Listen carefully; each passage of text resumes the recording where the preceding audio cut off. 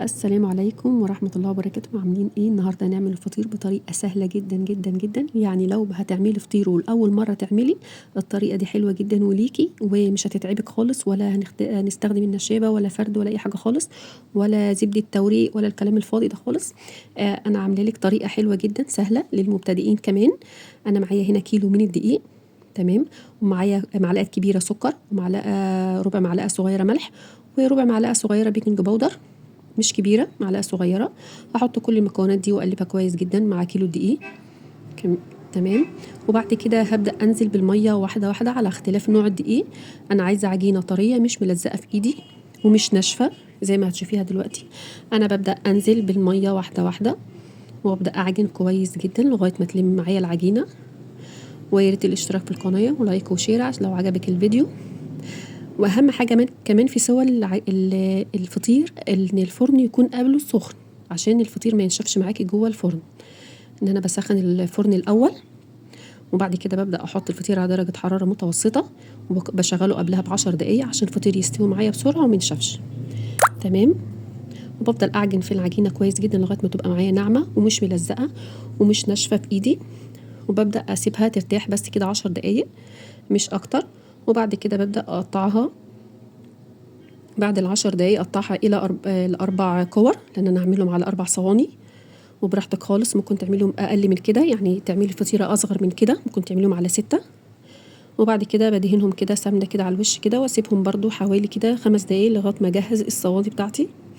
وبعد كده اول ما باخدها بقى بعمل اول واحده انا عملتها كوره، وبتتفرد معاكي بسهوله طالما انت عاجنه العجينه كويس جدا وسايباها ترتاح. شايفه العجينه بتتفرد معايا بسهوله خالص ما بترجعش تاني. انا يدوب بس كده دهن ايدي سمنه، لسه ما عملتش اي حاجه خالص. وبحاول اعملها على شكل مستطيل، يعني انا بحاول اعمل العجينه على شكل مستطيل كده مش بالظبط يعني. وبعد كده ببدا ادهن بقى سمنه زبده عندك، اي حاجه ممكن تحطي سمنه وزيت مع بعض، هتبقى برضو كويسه حلوه. وبعد كده ببدا ادهن السمنه بتاعتي، انا عاملاها هنا بسمنه بلدي. تمام. وبعد كده ببدا اقطعها بالسكينه زي ما هتشوفي دلوقتي، كل قطعه قصاد التانيه. طريقة حلوة جدا ولا احتاجت معايا تعب ولا احتاجت معايا نشابة ولا فرد ولا اي حاجة خالص. حلوة جدا اللي هتبدأ معاها اول مرة تعمل فطير. وبعد كده ببدأ اول طبقة كده زي ما انت شايفة بقى احطها فوق التانية، وبعد كده اطلعها قدام واحط التانية برضو كده عليها زي ما انت شايفة، وابدأ اظبط كده وافرد. سهلة جدا جدا جدا بجد، ومش هتكملي بجد نص ساعة تلاقي نفسك عاملة يعني الكيلو دقيق حلوة جدا. وبعد كده ببدأ أظبط آخر طبقة هي الكفر بتاعي، هي اللي هلم بيه الفطيرة كلها كده.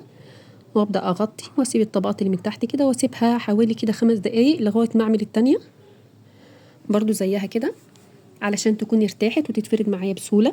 أنا هنا دي أول واحدة عملتها وبحاول أفردها، ما حطيش سمنة ولا أي حاجة تاني. وبحط كل زاوية قصاد التانية لغاية ما أعملها كورة، وبلمها كده. الحاجات دي اللي بلمها دي بتبقى من تحت، وبحطها في صينية اللي هتستوي فيها.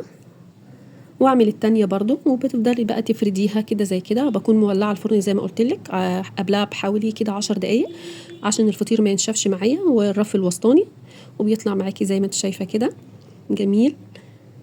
والسلام عليكم ورحمه الله وبركاته.